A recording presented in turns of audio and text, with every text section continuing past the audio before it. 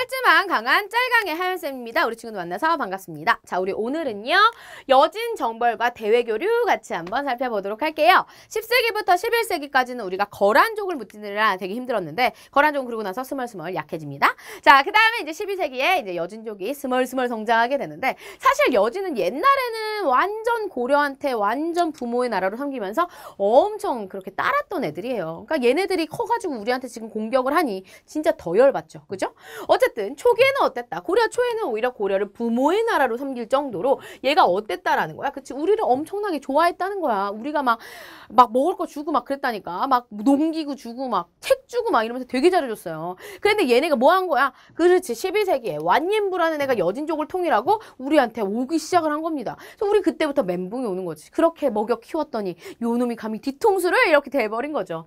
그래서 여진족을 정벌해야겠다라고 마음을 드디어 먹게 된 겁니다. 그래서 윤간의 건의하에 별무반을 편성을 합니다. 별무반은요, 특별하게 우리가 이제 만든 무예인데, 그런 무관들인데, 어떻게 구성이 되어져 있냐면, 세 가지로 구성이 되어져 있어요. 여진족 애들이 뭘 타고 그렇게 전쟁을 해? 말을 타고 전쟁을 하거든. 그러니까 우리도 말을 타고 전쟁을 해야겠다 싶어가지고, 기병, 신기군을 만들고요. 그리고 기본적으로 우리 보병, 걸어다니는 애들, 신보군, 그리고 승병, 그래가지고 항마군으로 구성이 되어져 있는데, 어떻게 보면 약간 힐러의 역할도 하는 거죠. 이 부처의 힘을 이제 해가지고 같이 싸우는. 그러면서 사실 우리가 승려하면 되게 할아버지 같고 그러잖아. 근데 젊은 승려들도 많아요. 그런 승려들이 이제 훈련을 받아서 이제 나가서 싸우는, 그쵸? 결국은 부처의 힘으로 어떻게 또 여진족을 몰아내겠다는 목적도 보이게 되는 거죠.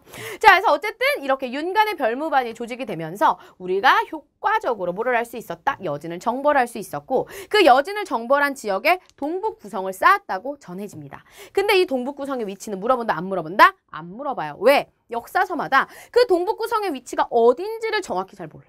그러니까 맨날 우리가 모르는 거지. 그러니까 이거에 대해서는 위치는 물어보지 않습니다. 그냥 동북구성을 쌓았다. 여진족은 동북구성 가주시면 되고요. 그렇다면 질문할게요. 거란족 그 서희 봐진 거 뭐야? 그치? 강동육주.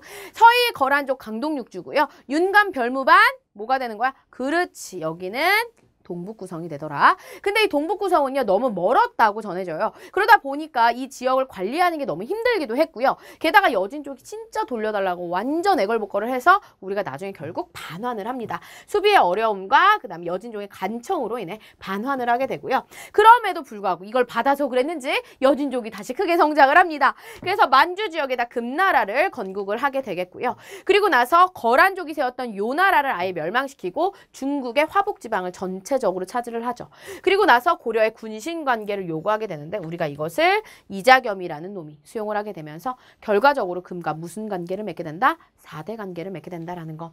그래서 결국 평화 관계는 유지가 됐지만 우리의 북진 정책이 이 시기에 좌절되고 맙니다. 아주 태조 왕건이 지하에서 통곡할 일이죠. 그죠? 자, 어쨌든 여진과의 관계는 어땠다라는 거. 처음에는 여진이 오히려 우리한테 어땠어? 싸바싸바 할 정도로 우리에게 부모의 나라로 섬겼던 애들인데 얘네가 크게 성장해서 우리가 얘네를 어떻게 무찔렀어? 윤간의 별무반으로. 별무반은 어떻게 구성되어 있어? 말 타는 기병, 그 다음에 걸어다니는 보병, 그죠? 그 다음에 승려인 승병으로 구성이 되어져 있더라. 신기군, 신보군, 그 다음에 항마군으로 구성이 되어져 있어서 얘네를 이용해서 우리가 동북구성을 쌓았죠. 근데 나중에 수비도 어렵고 관리도 어렵고 돌려달라 해서 돌려줬더니 요놈들이 요걸 가지고 크게 성장을 하네? 그러더니 우리나라 와가지고 뭐예요? 요 나라 무찌르고 와서 고려한테 4대 관계를 요구하는 거지. 그랬더니 이자겸이 자기 정권 계속 유지하려고 이걸 수용하게 되고 결과적으로 우리가 어떻게 됐다? 그렇지. 북진 정책 끝나버렸다. 라는 것까지 기억해 주시면 되겠습니다. 자, 그리고 나서 이제 이 당시에 이 고려 전기에 고려는 어떤 식의 대외관계를 했느냐 좀 살펴보자면 주변국과 다 교역을 합니다. 우리가 방금 막 거란이랑 어쩌고저쩌고 여진 어쩌고 하지만 사이가 안 좋을 때 빼고 그 전쟁할 때 빼고는 계속적으로 친하게 지내는데요. 뭐를 이용해서 우리가 친하게 지냈냐면 바로 병란도라고 해서 예성강 하구에 있었던 고려의 국제무역항을 통해서 우리가 교력을 해주었고요. 그죠? 예성강이 이제 개경 근처에 있는 강이었습니다. 자, 거란이랑 여진 같은 경우에는 이제 뭐를 하게 되냐면 송과 고려랑 거란, 여진이 서로 중개무역, 서로가 서로를 연결해주는 그런 무역을 했고 우리는 주로 농기구, 식량 같은 걸 줬어요. 왜냐? 거기는 만주 그쪽 지역은 농사가 잘 안 됩니다. 그죠? 자, 그리고 은이나 모피 같은 것들 거기서 나기 때문에 그런 걸 우리가 수입을 했고요. 자, 그다음에 송나라. 가장 우리가 활발하게 교류를 했던 그런 친구가 바로 송나라가 되겠죠. 왜? 가장 많은 문물이 있었기 때문에. 게다가 송나라도 거란족과 여진족이 무서웠기 때문에 우리 고려를 이용해서 얘네를 견제하려고 했습니다. 그래서 고려는 선진 문물을 수용하려고, 송나라는 이민족을 견제하기 위해서 이러한 목적을 가지고 뭐를 했더라? 서로 교류를 열심히 했더라라는 거지. 그래서 우리는 주로 뭐를 수출해? 그렇지. 나전칠기나 인삼, 종이, 먹 같은 거. 그래서 약간 우리는 그렇게 좀 어떤 것들, 예를 들자면 그런 우리 손으로 만들 수 있는 그런 수제품들 많이 수출을 했고요.